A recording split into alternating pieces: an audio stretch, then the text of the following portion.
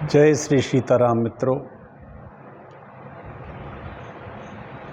श्रद्धालु श्रोता बंधुजनों,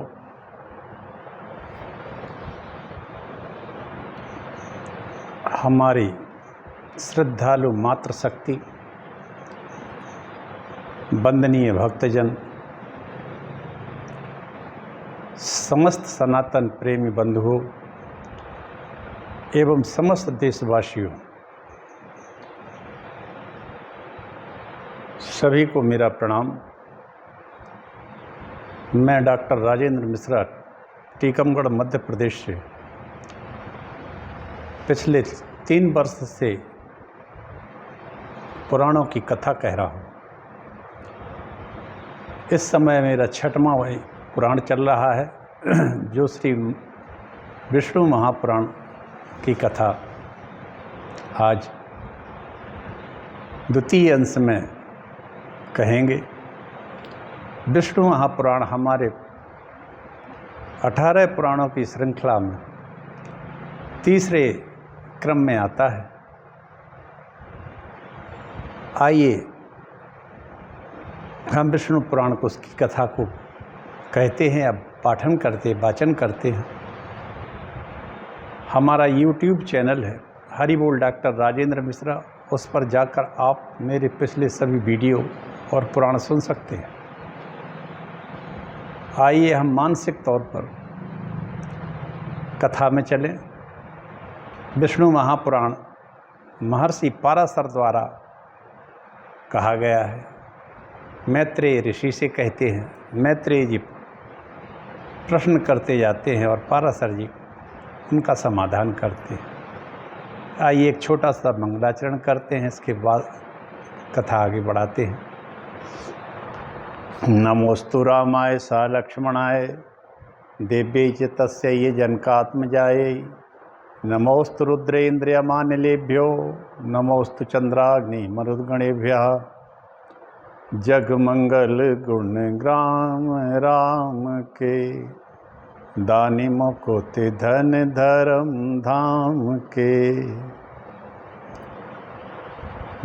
जगमंगल भल काजु विचारा बेगिए नाथ न लाए वारा गंगा तरंग रमणीय जटाकलापम गौरी निरंतर विभूषित वाम भागम नारायण प्रिय मनंग मदापहारम वाराणसी पुरपतिम भज विश्वनाथम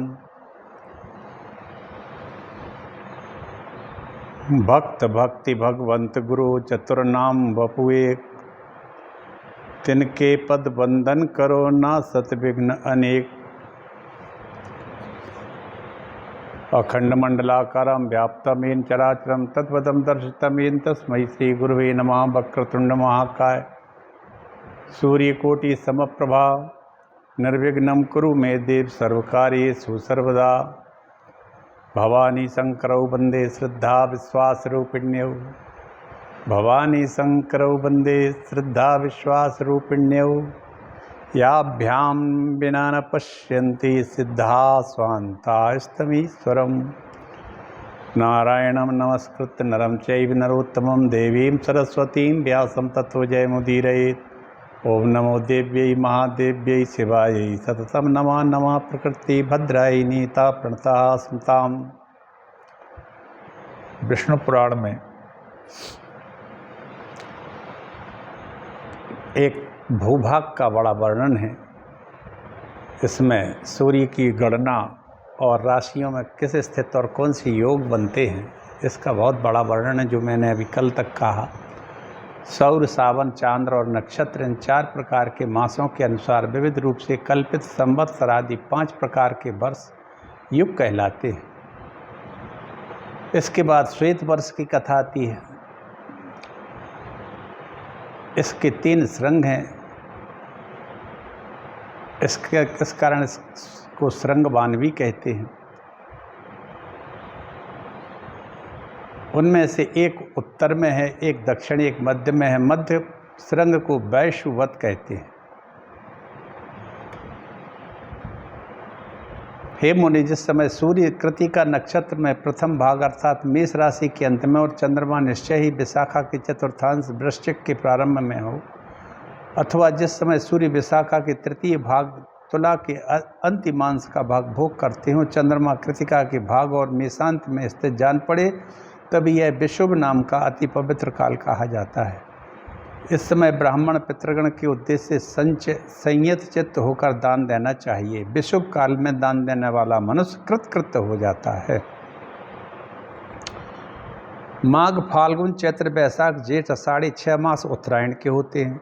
श्रावण, भाद्र, आश्विन, कार्तिक, अगहन, पौष से 6 दक्षिणायन के होते हैं।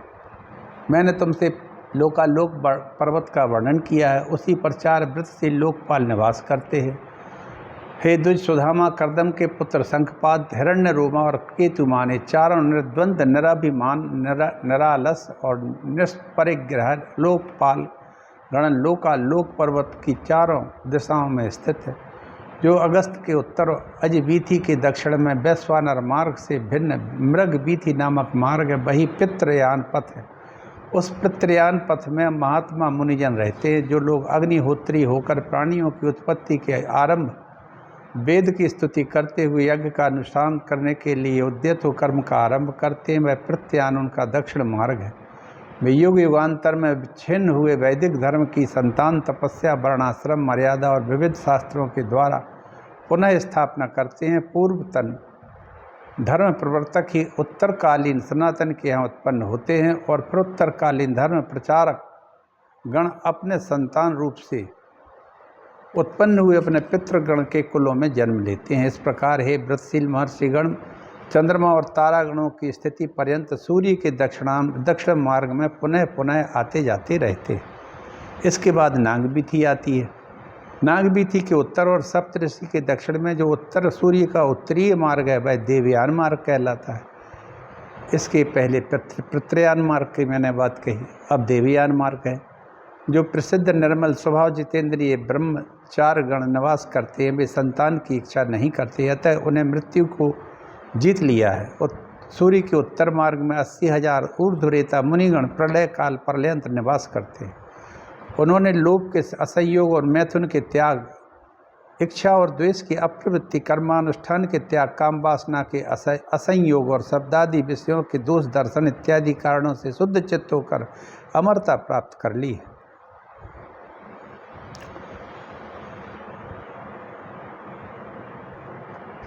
इन लोगों को किसी तरह का पाप नहीं लगता।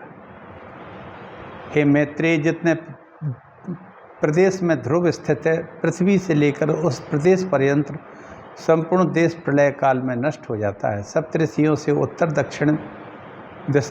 दिशा में ऊपर की ओर जहाँ ध्रुव स्थित है, वह अति तेजोमय स्थान ही आकाश में विष्णु भगवान का तीसरा दिव्य धाम कहलाता है। हे विप्र, पुण्य पाप के क्षीण हो जाने पर दोष पंख शून्य संयतात्मा मुनिजनों का यही परम स्थान है। निवृत्त हो जाने पर देह प्राप्ति के संपूर्ण कारणों के नष्ट हो जाने पर प्राणीगण जिस स्थान पर जाकर फिर शोक नहीं करते, वे वही भगवान विष्णु का परम पद है। जहाँ भगवान के समान ऐश्वर्यता से प्राप्त हुए योग द्वारा सतेज होकर धर्म और ध्रुव आदि लोक साक्षीगण निवास करते हैं, वही भगवान विष्णु का परम पद है। जिसमें भूत भविष्य और वर्तमान चराचर जगत ओतप्रोत हो रहा है, वही भगवान विष्णु का परम पद है। जो तल्लीन योगी जनों को आकाश मंडल में देदीप्यमान सूर्य के समान सबके प्रकाशक रूप प्रतीत होता है, जिसका विवेक ज्ञान से ही प्रत्यक्ष होता है, वही भगवान विष्णु का परम पद है। हे मैत्रेय, उस विष्णु पद में ही सबके आधारभूत परम तेजस्वी ध्रुव स्थित है। ध्रुव जी में समस्त नक्षत्रों में मेघों में वृष्टि आश्रित है। हे महामुनि, उस वृष्टि से ही समस्त सृष्टि का पोषण और संपूर्ण देव मनुष्य आदि प्राणियों की पुष्टि होती है।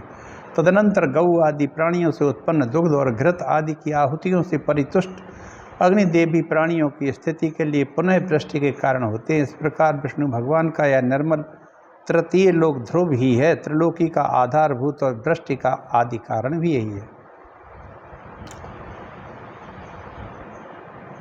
हे ब्राह्मण, इस विष्णु पद से ही देवांगनाओं के अंगराग से पांडुर वर्ण हुई सी सर्व पापा हारिणी श्री गंगा जी उत्पन्न हुई। विष्णु भगवान के वाम चरण कमल के अंगूठे के नख रूप स्रोत से निकली हुई उन गंगा जी को ध्रुव दिन रात अपने मस्तक पर धारण करते हैं। वाह!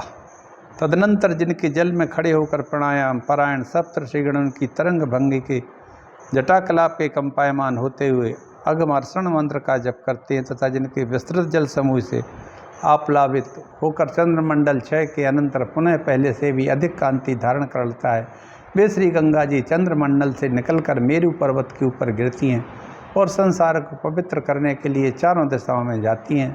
चारों दिशाओं में जाने से भी एक जगह सीता, एक अलकनंदा, चक्षु और भद्र इन 4 भेदों वाली हो जाती हैं, जिसके अलकनंदा नामक दक्षिणीय भेद को भगवान शंकर ने अत्यंत प्रीतिपूर्वक 100 वर्ष से भी अधिक अपने मस्तक पर धारण किया था, जिसने श्री शंकर की जटा कलाप से निकलकर पापी सगर पुत्रों के अस्थि चूर्ण को आप्लावित करने स्वर्ग में पहुंचा दिया।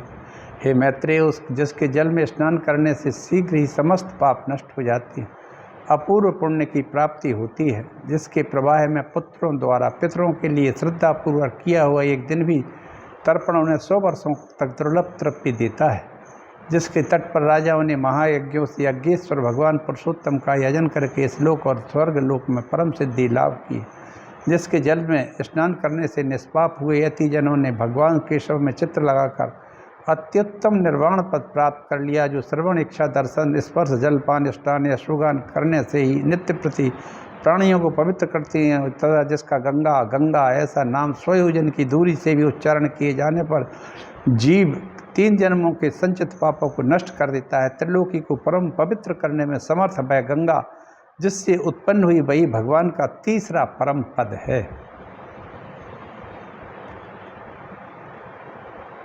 कहने का आशय यह है कि अलकनंदा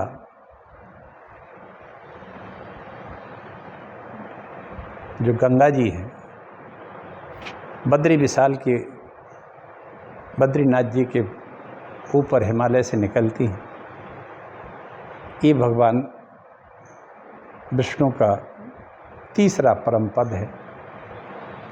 अलकनंदा में एक बार भी अपने पितरों को, पूर्वजों को यदि जल या पिंडदान कर दिया जाए तो वो 100 वर्षों तक तृप्त रहते हैं। ऐसी बड़ी महिमा है, क्योंकि अलकनंदा को भगवान शंकर ने 100 वर्षों तक अपने मस्तक में रखा था, जटाओं में रखा था।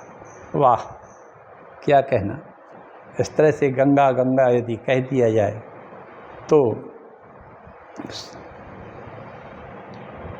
3 जन्मों के संचित पापों को नष्ट कर देती है गंगा जी। गंगा जी भगवान विष्णु के बाएं पैर के अंगूठे से निकली और 4 भागों में विभक्त हो जाती है। उनमें से एक अलकनंदा है, भद्रा है, चक्षु है, सीता है और भद्र है। अलकनंदा हमारे बद्रीनाथ से निकल के और बंगाल की खाड़ी में जाके कपिल मुनि के उस आश्रम में जा पहुंचती हैं, जहां राजा सगर के 60,000 पुत्रों को उन्होंने भस्म कर दिया था। कपिल जी ने उनको उस स्वर्ग पहुंचा दिया गंगा जी ने। ऐसी अच्छी कथा है।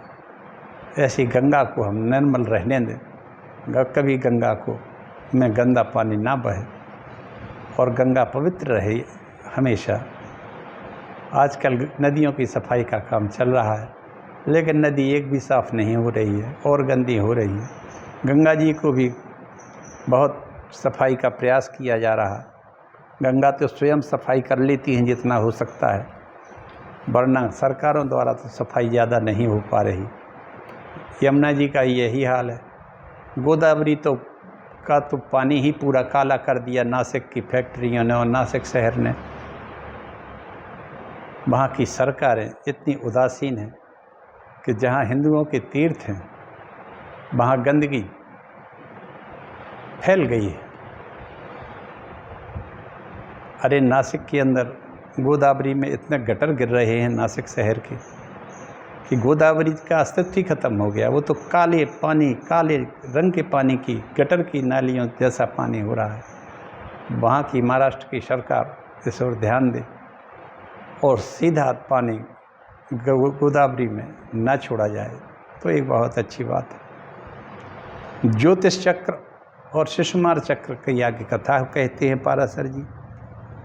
ज्योतिष चक्र और शिशुमार चक्र के बारे में यह है, पाराशर जी कहते हैं, मैत्रेय, आकाश में भगवान विष्णु का जो शिशुमार, गिरगिट अथवा गोधा के समान आकार वाला तारामय स्वरूप देखा जाता है, उसके पुच्छ भाग में ध्रुव स्थित है।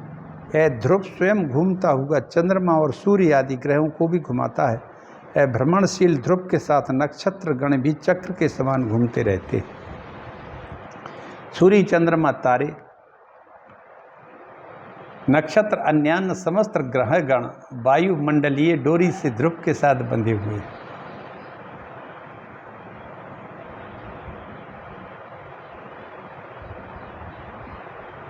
मैंने तुमसे आकाश में ग्रह गण के जिससे सुमार स्वरूप का वर्णन किया है, अनंत तेज के आश्रय स्वयं भगवान नारायण है, उसके हृदय स्थित आधार है। उत्तानपाद के पुत्र ध्रुव ने उन जगतपति को आराधना करके तारामय शिशुमार के पुच्छ स्थान में स्थिति प्राप्त की है। शिशुमार के आधार सर्वेश्वर नारायण है। शिशुमार ध्रुव का आश्रय है। ध्रुव में सूर्य देव स्थित है। हे विप्र, जिस प्रकार देव, असुर, मनुष्य आदि के सहित यह संपूर्ण जगत सूर्य के आश्रित है, वह तुम एकाग्र होकर सुनो। सूर्य 8 मास तक अपनी किरणों से 6 रसों से युक्त जल को ग्रहण करके उसे 4 महीनों में वर्षा देता है। सूर्य 8 महीने तक जल को सोखता है और 4 महीने में फिर वर्षा कर देता है। उससे अन्न की उत्पत्ति होती है।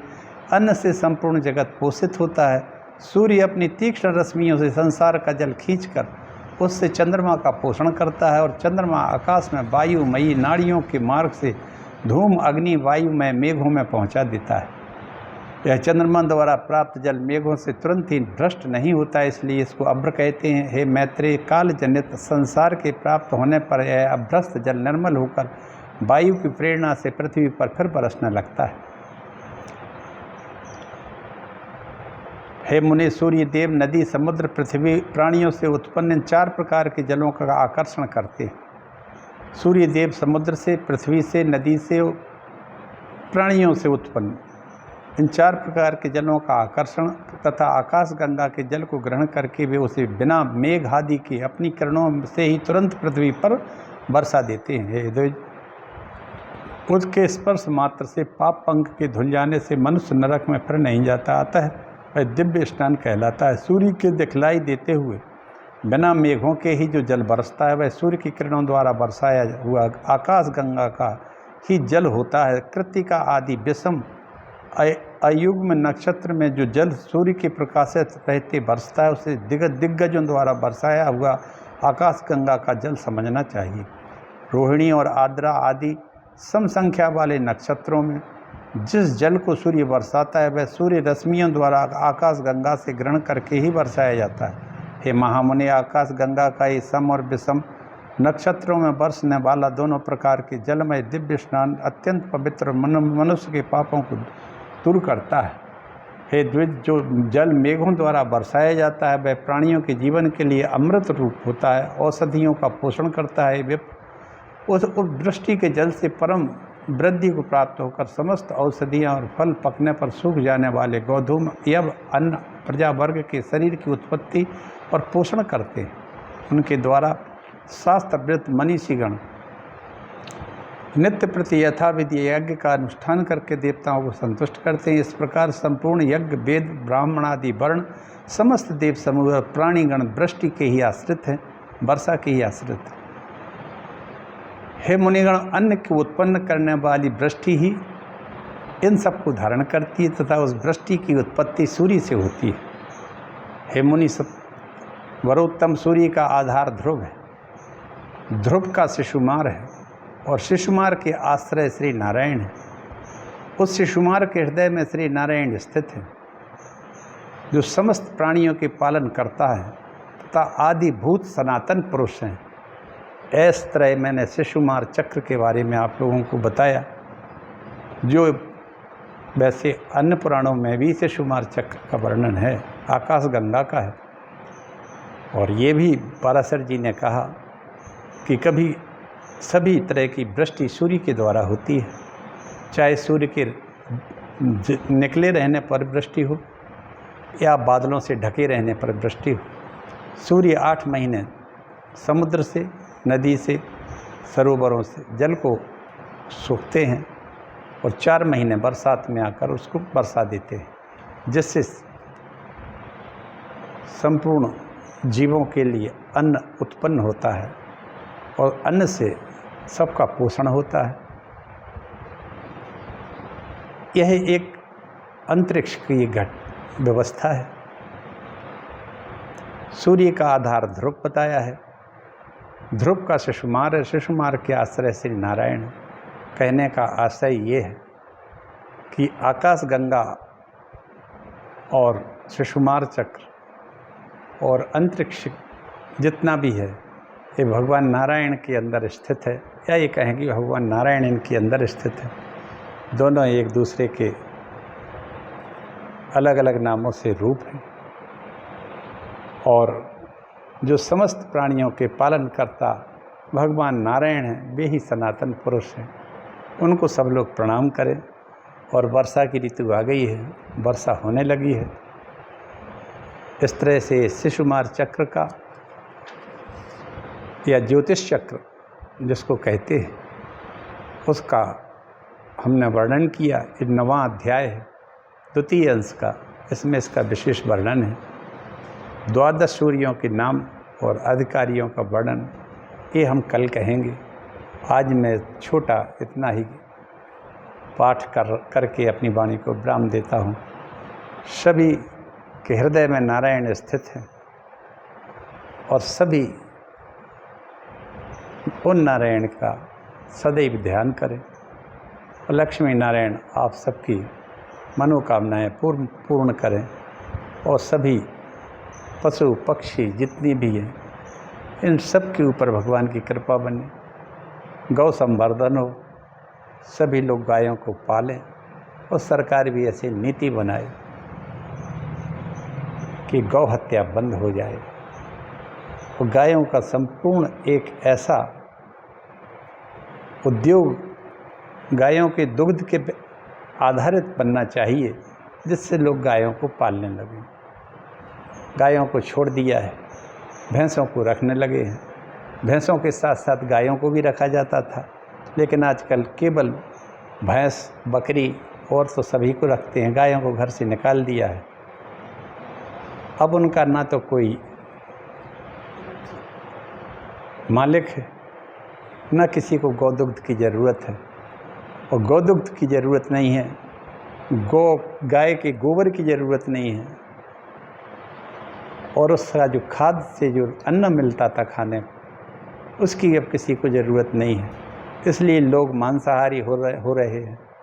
और तो और दूध की जगह मदिरा का पान करने लगे हैं। जिन गाँवों में गायें गोधूली बेला में आके लगती थीं और घर घर हर जगह दूध और मक्खन रहता था, आज उन गाँवों में गाँव के पहले सिरे पर या भीतर मदिरा की दुकानें खुल गई हैं।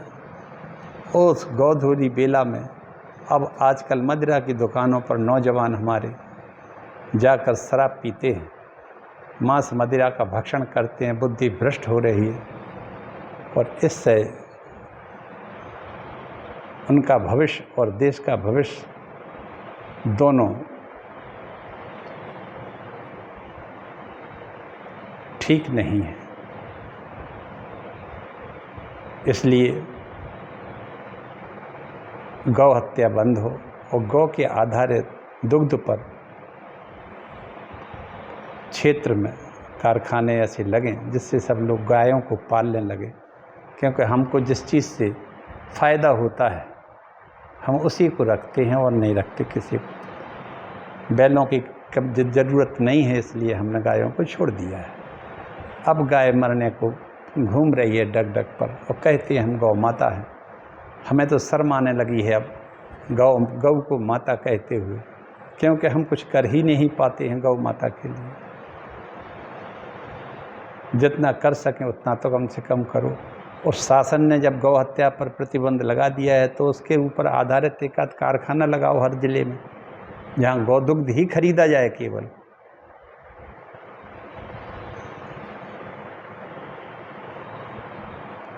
आप सबका कल्याण हो। गाय सुखी रहेगी तो ये जीव जगत सुखी रहेगा, नहीं तो ये जीव जगत सुखी नहीं रहेगा। मनुष्यों की तो बात क्या है, देवता भी सुखी नहीं रह सकते। बोलो लक्ष्मी नारायण भगवान की जय।